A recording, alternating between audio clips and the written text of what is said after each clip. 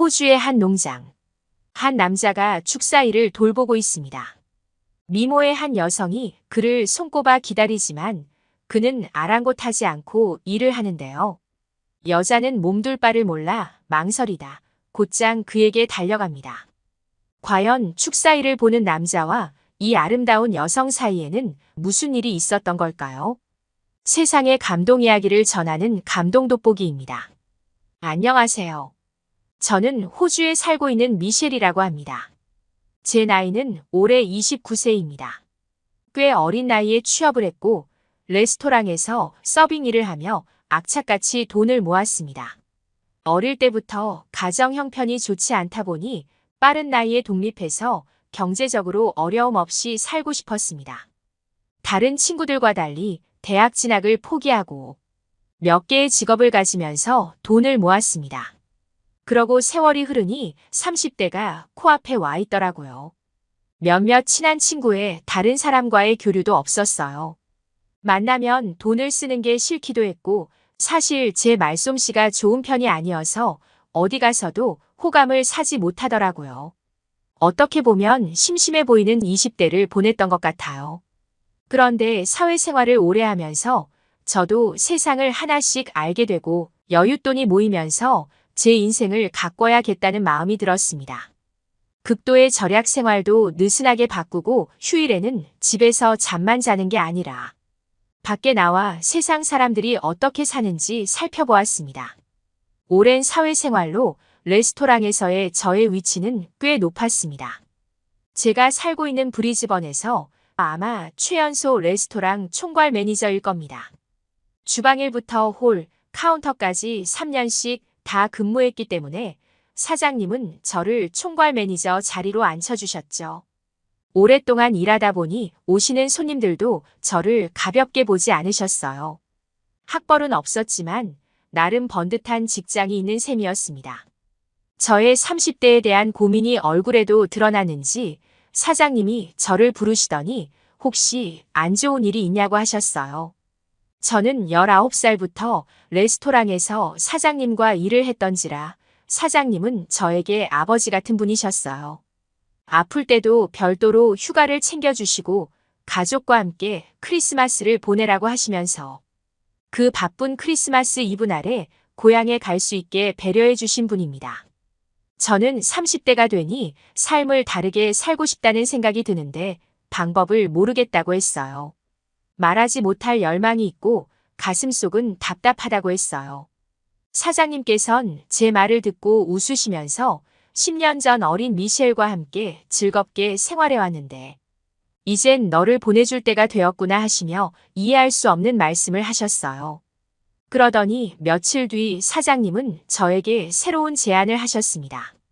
저에게 워킹 홀리데이 비자를 받아서 외국에 나가보라고 말입니다. 사장님은 저의 찬란한 30대를 위해 다양한 경험을 해볼 필요가 있다고 하시면서 당신이 알아보신 것을 알려주셨어요. 워킹 홀리데이는 1년 정도 외국에서 살면서 일을 하고 현지 문화를 체험하고 언어를 배우는 것을 목적으로 국가 간 맺은 프로그램 같은 거라고 하셨습니다.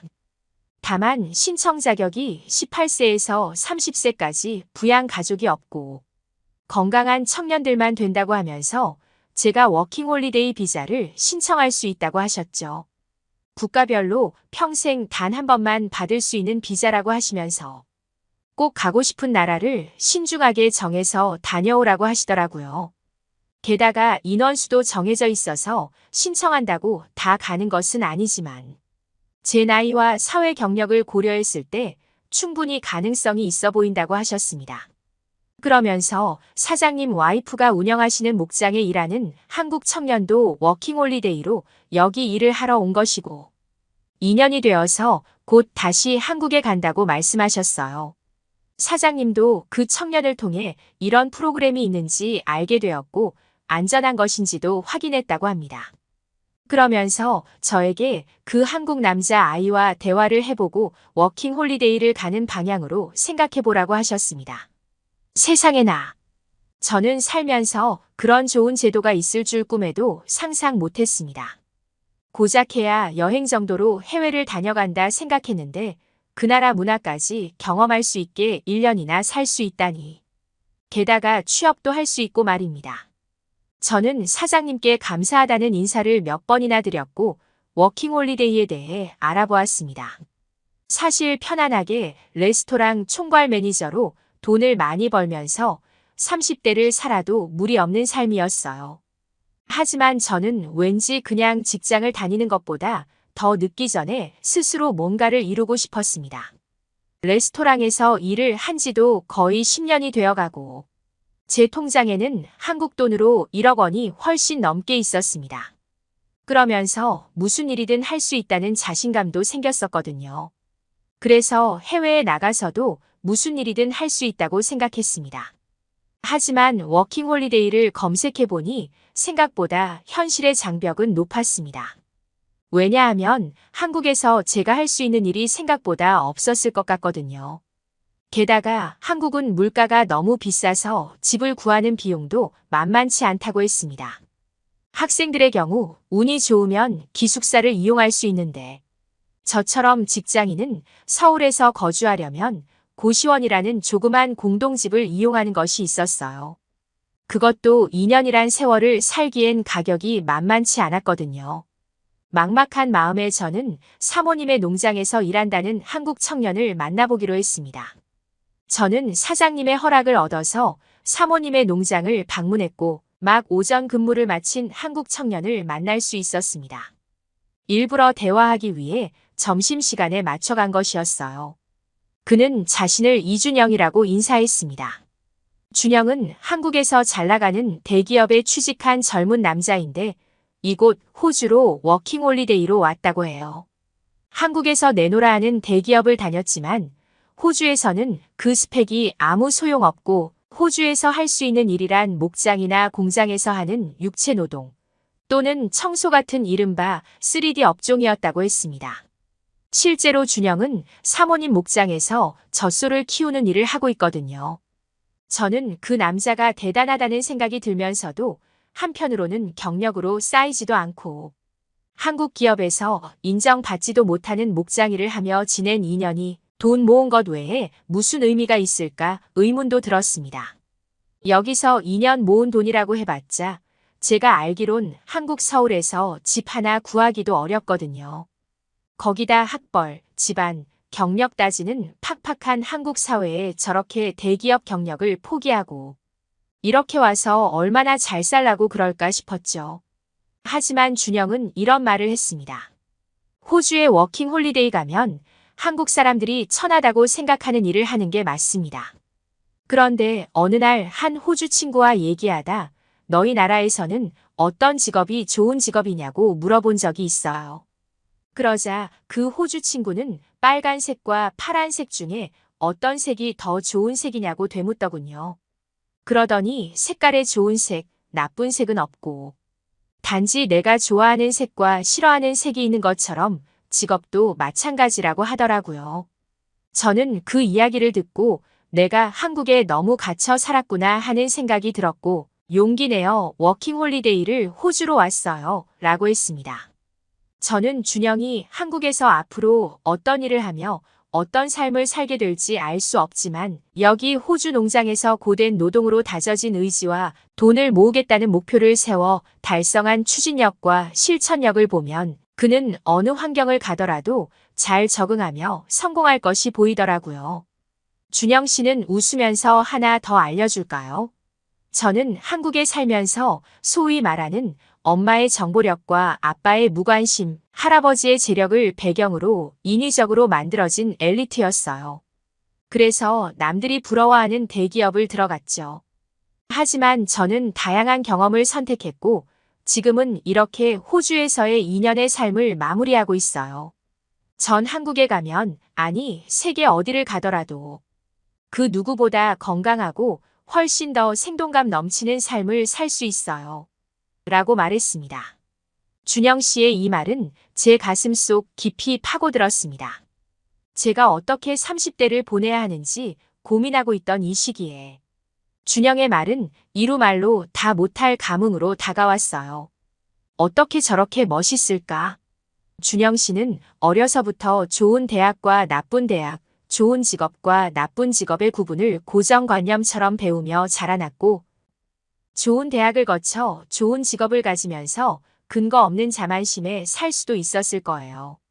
드라마 보면 그런 남자들 많이 나오잖아요. 그런데 준영은 그런 거만한 편견을 스스로 거두고 있었죠. 심지어 저는 가난한 집안의 대학도 못 나왔고 전문 직종이 아니라는 열등감에 빠져 지냈고 저렇게 좋은 대학을 나오고 좋은 부모 밑에 넉넉하게 살아온 사람을 무시하려는 자격지심이 있었어요. 저랑 준영 씨 둘만 비교해 본다면 준영 씨는 정말 건전한 삶을 살 것이 분명해 보였어요. 그를 만나고 레스토랑 오후 근무를 하면서 일이 손에 잡히지 않았습니다. 마음이 심란했고 저도 준영 씨처럼 가슴 뛰는 삶을 살고 싶었어요. 며칠 후 저는 사장님께 워킹홀리데이를 가겠다고 말씀드렸어요. 사장님은 같이 일을 하지 못하는 것은 서운하지만 제가 더 성장할 수 있는 선택을 해서 진심으로 기쁘다고 하셨어요.